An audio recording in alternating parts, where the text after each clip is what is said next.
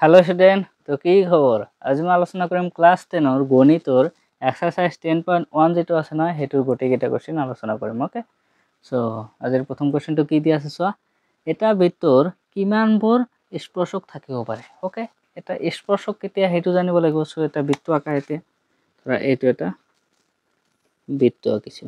Okay, এতিয়া এই বৃত্তটোৰ কিমান কেইটা স্পৰ্শক আছে হেতু চোৱা। আমাৰ স্পৰ্শক মানে কি, এইটো এটা বিন্দু আছে না, এই বিন্দুটোক যাতে টাচ কৰি যায়, জাস্ট এইটো বিন্দু দেখা হৈছে, এটা বিন্দুক আমাৰ স্পৰ্শ কৰি গলে কি হয় হেতুক আমাক কি কোৱা হয়, এটা স্পৰ্শক বুলি কোৱা হয়। ওকে, এতিয়া চোৱা, এটাতো আমাৰ বৃত্তক আঁকিব লাগে। বৃত্ত হল আমাৰ বহুত কেইটা বিন্দুৰ সমষ্টি। ইয়াতে আমাৰ অসংখ্য আমাৰ কি আছে, বিন্দু আছে, বহুত বিলাক বিন্দু আছে।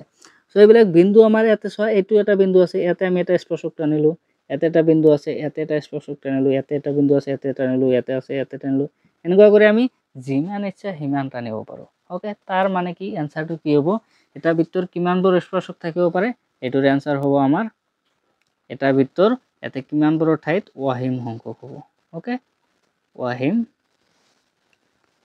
সংখ্যক স্পৰ্শক থাকিব পাৰে। Clear answer. সো একেবাৰে ইজি। ইয়াৰ পিছত 2 নম্বৰটো কি দিছে, খালি ঠাই পূৰণ। ইয়াতে আমাক কৈছে প্ৰথমতে 1 নম্বৰটো চোৱা, এটা বৃত্তৰ স্পৰ্শকে ইয়াক ড্যাশ বিন্দুত ছেদ কৰে। এতিয়া চোৱা, আমাৰ যে বৃত্ত থাকে, বৃত্তৰ স্পৰ্শকটো কোনটো হেতু তোমালোকক ক'লোৱে। ওকে, এইটো আমাৰ বৃত্ত। এতিয়া স্পৰ্শকে কি কৈছে, এটা বৃত্তৰ স্পৰ্শকে ইয়াক কোনটো, ইয়াতে চোৱা স্পৰ্শক টানিলো, ইয়াতে কেইটা বিন্দুত আমাক কি কৰিছে, এইটো কি আঁকিছো, এইটো আৰু এনেকুৱা টানিছো, ইয়াতে কেইটা বিন্দুত আমাক স্পৰ্শ কৰিছে, অনলি এটা বিন্দুত। ওকে, সো তেনেহলে আমাৰ কি হ'ব, এটা বৃত্তৰ স্পৰ্শকে ইয়াক এটা বিন্দুত ছেদ কৰে। বুজি পাইছা? সো এইখিনি। ইয়াৰ পিছত চোৱা 2 নম্বৰটো, এটা বৃত্তক দুটা বিন্দুত ছেদ কৰা এডাল ৰেখাক। এতিয়া এইটো বৃত্ত চোৱা, দুটা বিন্দুত ছেদ কৰিবলৈ হলে কেনেকুৱা হ'ব চোৱা, এইটো ইয়াতে আমাৰ এইটো এটা বিন্দুত ছেদ কৰিছে, এইটো এটা বিন্দুত ছেদ কৰিছে। ওকে, তেনেহলে এইটোক আমাক কি কোৱা হ'ব, এই ৰেখাডালক যদি আমাৰ দুটা বিন্দুত এনেকুৱা কৰি ছেদ কৰে তেনেহলে আমি কম ছেদক বুলি। ওকে, এইটো হ'ব এটা বৃত্তক দুটা বিন্দুত ছেদ কৰা এডাল ৰেখাক ছেদক বুলি কোৱা হয়। ওকে, এইটো ৰেখাক আমাৰ ছেদক হৈ যাব। ক্লিয়াৰ, এইটোৰ আনসাৰ। ইয়াৰ পিছত এটা বৃত্তৰ বৰ বেছি ড্যাশ সমান্তৰাল স্পৰ্শক থাকিব পাৰে। চোৱা, এইটো এটা বৃত্ত। ক্লিয়াৰ, এতিয়া এই বৃত্তটোৰ ইয়াতে এটা স্পৰ্শক টানিছো, ধৰা এইটো এটা স্পৰ্শ বিন্দু। ওকে, এতিয়া ইয়াতে আমাৰ কি হৈছে, স্পৰ্শক এটা টানিছো, এইটো সমান্তৰাল কৰি আমাৰ আঁকিবলৈ হলে স্পৰ্শকটো আমি মাজেদি আঁকিব নোৱাৰো, মাজেদি আঁকিলে কি হয়, এইটো আমাৰ ছেদক হৈ যায়। ওকে, সো আমাৰ এইফালে টানিব লাগিব, এইটোৰ সমান্তৰাল কৰি আঁকিব হলে এনেকুৱা কৰি এইটোৰ নিচিনাই ধৰা যত আৰু বুজা গলে হল। ওকে, এতিয়া চোৱা, এইটোৰ সমান্তৰালকৈ আঁকিবলৈ হলে ইয়াতেও আমাৰ এটা বিন্দুতে স্পৰ্শ কৰিব লাগিব। ওকে, এইটোৰ সমান্তৰালকে আমি এটা মাত্ৰহে কি আঁকিব পাৰো, স্পৰ্শক আঁকিব পাৰো। এতিয়া চোৱা, এইটো বিন্দু যত আছে এইটোৰ পোনে পোনে ইয়াতে আঁকিব লাগিব। বুজি পাইছা? ইয়াতে যদি অলপমান দূৰত আঁকে, ইয়াতে যদি আঁকা, ওকে, ইয়াতে আঁকিবলৈ হলে আমাৰ স্পৰ্শকটো কেনেকুৱা আহিব, এনেকুৱা কৰি আহিব। দেখা পাইছে, এইটোতো আমাৰ সমান্তৰাল হোৱা নাই, এইটো সমান্তৰাল হৈছে। ওকে, তাৰ মানে কি আছে, এটা বৃত্তৰ বৰ বেছি ড্যাশ সমান্তৰাল স্পৰ্শক থাকিব পাৰে। ড্যাশ সমান্তৰাল মানে কি, এইটো এটা আৰু এইটো এটা। সমান্তৰাল মানে কি, দুটা আছে, সো আমাৰ কি হ'ব, দুটা। এইটোৰ আনসাৰ হ'ব দুটা সমান্তৰাল স্পৰ্শক থাকিব পাৰে। এইটো ক্লিয়াৰ। সো এইখিনি হৈ গ'ল। ইয়াৰ পিছত এটা বৃত্তৰ এডাল স্পৰ্শক আৰু বৃত্তটোৰ উমৈহতীয়া বিন্দু। এইটো মানে কি বুজাইছে চোৱা, এটা বৃত্তৰ এডাল স্পৰ্শক, এইটো এটা স্পৰ্শক আছে ধৰা। ওকে, এই স্পৰ্শক আৰু বৃত্তটোৰ উমৈহতীয়া বিন্দু মানে এই যে ইয়াতে বিন্দুটো যে কি কৰিছে, টাচ কৰিছে, যে ছেদ কৰিছে। ওকে, এই বিন্দুটো কি কোৱা হ'ব, তাৰ মানে বৃত্তটোৰো বিন্দু এইটো, তাৰপিছত স্পৰ্শকৰ সেইটো স্পৰ্শকৰো এটা বিন্দু হয়। ওকে, এইটো কিন্তু বৃত্তৰ এটা বিন্দু, স্পৰ্শকৰ বিন্দু, সেইকাৰণে কৈছে উমৈহতীয়া, মানে কি দুয়োটাৰে বিন্দু। এইটো এটা কমন বিন্দু হৈ গৈছে। এই কমন বিন্দুটোক আমাক কি কোৱা হয়, এইটো হল আমাৰ স্পৰ্শ বিন্দু, স্পৰ্শ বিন্দু বুলি কোৱা হয়। ওকে, সো এইখিনি আমাৰ এনসাৰ। বুজি পাইছা গোটেইখিনি? কিবা ডাউট থাকিলে কমেন্ট সেকশনত জনাই দিবা। ওকে, আৰু যদি চেনেলটো এতিয়াও সাবস্ক্ৰাইব কৰা নাই তেনেহলে চেনেলটো সাবস্ক্ৰাইব কৰি ৰাখি দিয়া, যাতে নেক্সট আহিবলগীয়া ইম্পৰ্টেণ্ট ভিডিঅ'বোৰ তোমালোকে সময়মতে চাব পাৰা। ওকে, ইয়াৰ পিছত কোৱেশ্চন নাম্বাৰ 3 টো চাইছো। ওকে, এইটো আমাক দি আছে চোৱা, 5 সেন্টিমিটাৰ ব্যাসাৰ্ধযুক্ত এটা বৃত্তৰ এটা বিন্দু পি টনা এডাল স্পৰ্শক পিকিউৱে কেন্দ্ৰ ওৰ মাজেৰে যোৱা এডাল ৰেখাক কিউ বিন্দুত লগ লাগে। ওকে, অ কিউ 12 সেন্টিমিটাৰ পি কিউৰ দৈৰ্ঘ্য উলিয়াব লাগে সো এটা বৃত্ত আগতে আঁকি লোৱা তাৰ পিছতে সব বস্তু বুজা যাব ওকে সো এটা আমি বাৰু বৃত্ত এটা আঁকিলো কি আঁকি দিও হৈছে বাৰু বুজা গলে ভাল ওকে সো এইটো বাৰু বৃত্ত এতিয়া কৈছে কি 5 সেন্টিমিটাৰ ইয়াৰ ব্যাসাৰ্ধ ধৰা এইটোৰ কেন্দ্ৰবিন্দু ও বুলি ধৰিছো ওকে তাৰ পিছত ব্যাসাৰ্ধযুক্ত এটা বৃত্তৰ এটা বিন্দু মানে কি বৃত্তৰ ওপৰত যিকোনো এটা আমাৰ বিন্দু ল'ব লাগিব ওকে এটা বিন্দু কি কৈছে পি বুলি কৈছে না সো এইটো বিন্দু ধৰা পি বুলি লৈছো পি ওকে এটা আমাৰ হৈ গল এতিয়া চোৱা আমাক কৈছে কি পি পি টনা এডাল স্পৰ্শক এইটোৰ মাজেদি আমাৰ এটা স্পৰ্শক টানিব লাগিব সো ধৰা এইটো আমি এটা স্পৰ্শক টানিছো এইফালে ওকে এইটো আমি টানিছো আৰু এইটোৰ নাম দিব লাগিব পি কিউ পি টো আছে ইয়াতে আমাৰ কিউ টো দিব লাগিব ক্লিয়াৰ সো এইখিনি তাৰ পিছত কৈছে কি মাজেৰে টনা এডাল স্পৰ্শক ৰেখা কিউ বিন্দুত লগ লাগে কিউ বিন্দুত লগ লাগিছে যাতে O Q equal to 12 centimetre যাতে ও কিউ এই ও কিউ এইটো আমাৰ সংলগ্ন কৰি দিয়া ধৰা এইটো ওকে ও কিউ আমাৰ কিমান দিছে 12 সেন্টিমিটাৰ আৰু এইটোৰ ব্যাসাৰ্ধ কিমান কৈছিল 5 সেন্টিমিটাৰ ওকে তাৰ মানে এইটো আমাৰ ব্যাসাৰ্ধ 5 সেন্টিমিটাৰ 5 সেন্টিমিটাৰ হৈ গৈছে এতিয়া আমাৰ পি কিউৰ মানটো উলিয়াব লাগে পি কিউ এটোৰ মানটো উলিয়াব লাগে সো তোমালোকৰ এনেকুৱা দিলে যদি মাৰ্ক কম দিয়ে তেনেহলে তোমালোকে শৰ্টকাটত কৰিবা ডাইৰেক্ট এতে আমাৰ ব্যৱহাৰ কৰিব পাৰিবা আৰু যদি তোমালোকৰ মাৰ্ক বেছি দিয়া থাকে তেনেহলে কৰি দেখাব লাগিব কেনেকুৱা কৰি কৰিলে সো দিয়া শৰ্টকাটত হলে কেনেকুৱা কৰিবা হেতু কৈ আছো বাৰু ওকে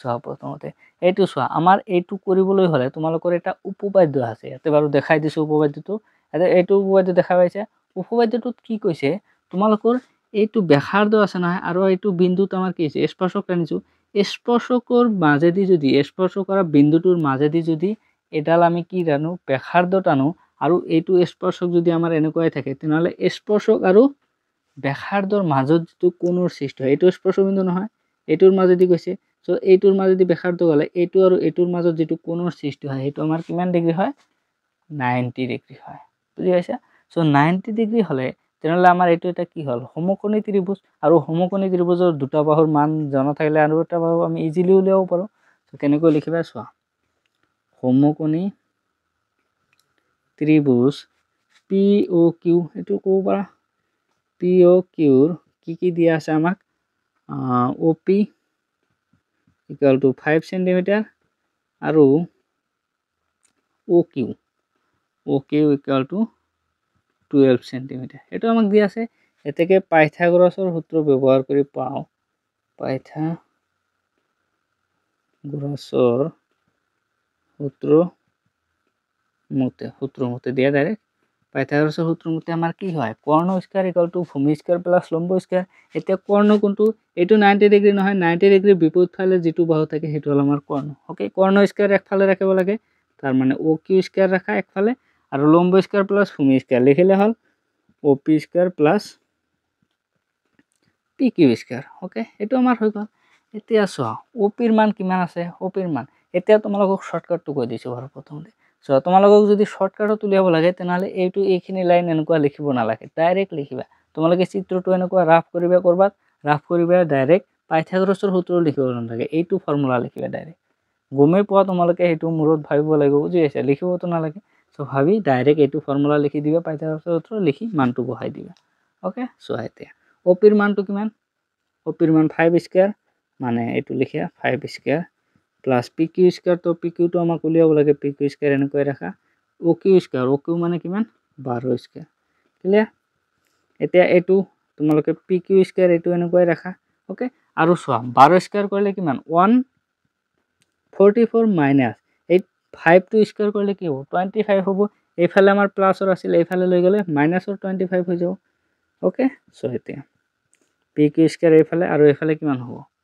এফালে সোয়া কিমান হ'ব 144 ৰ পৰা যদি আমাৰ 25 যায় তেনেহলে 15 ৰ পৰা 14 ৰ পৰা 5 গলে কিমান আমাৰ 9 ওকে আৰু এতে আমাৰ 3 আছে 3 ৰ পৰা 2 গলে 1 আৰু এটো আমাৰ 1 on 9 আমাৰ ওলাইছে ওকে এতিয়া আমাৰ PQ স্কয়াৰৰ মানটো না লাগে PQ ৰ মান লাগে তাৰ মানে স্কয়াৰটো আমাৰ গুচাই দিব লাগিব এইফালে স্কয়াৰ গুচাই দিলে এইফালে আমাৰ ৰুট ওভাৰ আহি যাব 1 on 9 ওকে সো এটো আমাৰ আনসাৰ এইখিনি তোমালোকে শৰ্টকাটত যাতে এইখিনি লিখিলে হৈ যাব ডাইৰেক্ট অপশনটো উলিয়াব পাৰিবা এতে অপশন চোৱা আমাৰ 3 নম্বৰটো লগত মিলি গৈছে 1 on 9 সো এটো আনসাৰ ইমান সেন্টিমিটাৰ ওকে ইয়াৰ পিছত এইটো অনুশীলনীৰ শেষৰ কুৱেশ্যনটো চোৱা, কুৱেশ্যন নাম্বাৰ 4। ওকে, এইটো আমাক কি দিয়া আছে চোৱা, এটা বৃত্ত আৰু এডাল প্ৰদত্ত ৰেখাৰ সমান্তৰালকৈ দুডাল ৰেখা আঁকা যাতে এডাল স্পৰ্শক হয় আৰু আনডাল ছেদক। ওকে, এইটো আমাক কৈছে। সো এটা বৃত্ত আঁকিব লাগিব প্ৰথমতে, এইটো আমাক বৃত্ত আঁকিব দিছে। ওকে, এইটো বৃত্ত। এতিয়া কৈছে কি এটা বৃত্ত আৰু এডাল প্ৰদত্ত ৰেখা মানে কি আমাক এটা ৰেখা দিয়া আছে, যিকোনো এটা ৰেখা ধৰা, যিকোনো এটা ৰেখা ধৰিছো মই, ইয়াতে এটা ৰেখা দিয়া আছে। ওকে, এইটো এল নাম দিছো। ওকে, এইটো এল নাম দিছো। এতিয়া এল ৰেখাটো কি কৈছে, সমান্তৰালকৈ দুডাল ৰেখা, এইটোৰ সমান্তৰালকৈ দুডাল ৰেখা বাৰু দুয়োফালে এনেকুৱা থাকে। ওকে, সমান্তৰালকৈ দুডাল ৰেখা আঁকা যাতে ৰেখাডাল স্পৰ্শক হয়, এটা স্পৰ্শক আৰু আনটো ছেদক। সো স্পৰ্শক, এইটো স্পৰ্শক মানে কি, ইয়াতে এটা স্পৰ্শ কৰিলে হ'ল। সো এইটো বাৰু ধৰা এনেকুৱা এটা ৰেখা আঁকিছো, এটা ৰেখা আঁকিব কৈছে। সো এইটো দিয়া এম নাম দিছো। ওকে, এই ৰেখাটো এইটোৰ সমান্তৰালটো হ'বই। ওকে, সমান্তৰাল কৰি আঁকিছো, দেখা পাইছা, এনেকুৱা সমান্তৰাল হ'বই। এতিয়া ইয়াতে স্পৰ্শ কৰিছে মানে কি, এটা বিন্দুত ছেদ কৰিছে মানে এটা আমাৰ হৈ গ'ল, এটা আঁকা হৈ গ'ল। এডাল স্পৰ্শক আনডাল ছেদক। ছেদকেৰ কাম কি, ছেদকৰ কাম হ'ল আমাৰ দুটা বিন্দুত ছেদ কৰিব লাগিব। এইটো আমাৰ ধৰা কেন্দ্ৰ। ওকে, ও কেন্দ্ৰযুক্ত ধৰিছো। এতিয়া তাৰপিছত ছেদক আঁকিব কৈছে, ইয়াতে আঁকিব পাৰা, এইটো থিয়া এন। ওকে, এতিয়া চোৱা, এইটো দুটা বিন্দুত কাটিছে নহয়, দুটা বিন্দুত কাটিলে সেইটো আমাৰ ছেদক হৈ গ'ল। বা তোমালোকে ইয়াতে নাকি ওপৰতো ইয়াতেও আঁকিব পাৰা, ইচ্ছা তোমাৰ ইচ্ছা, আমাৰ জাষ্ট আঁকিব কৈছে, আঁকিলে হ'ল। ওকে, আমি ইয়াতে তলতে আঁকিছো, একেই কথা। সো এতিয়া চোৱা, এটা স্পৰ্শক, এটা ছেদক, এইখিনি কথা তোমালোকে জাষ্ট অলপ মিলাই লিখিব লাগিব। সো লিখিবা কেনেকৈ, সলিউশন দি পেলাই ইয়াতে প্ৰথমতে আঁকি ল'ব পাৰা, বা তাৰপিছত আঁকাৰ আগতে লিখিব পাৰা। আঁকিছো ধৰা প্ৰথমতে, তাৰপিছত ইয়াতে লিখিবা, ধৰা হ'ল ও কেন্দ্ৰযুক্ত, ধৰা হ'ল ও কেন্দ্ৰযুক্ত এটা বৃত্ত আৰু কি আছে, এল এডাল প্ৰদত্ত ৰেখা। ওকে, এইখিনি কথা লিখিলে এইটো আমাৰ জাস্ট কোশ্চেনত যিখিনি কৈছে, এটা বৃত্ত দিয়া আছে, তাৰপিছত আমাৰ কি আছে, এল এটা ৰেখা দিয়া আছে, আৰু ইয়াত এম বৃত্তটোৰ এডাল স্পৰ্শক আৰু এমটো স্পৰ্শক গ'ল, এনটো আমাৰ কি, এনটো ছেদক, আৰু এন এতে ৰেখা দিয়া নাই, এম ৰেখাডাল। ওকে, ৰেখাডাল। ওকে, এম ৰেখাডাল বৃত্তৰ এডাল স্পৰ্শক আৰু এন। Okay, N ৰেখাডাল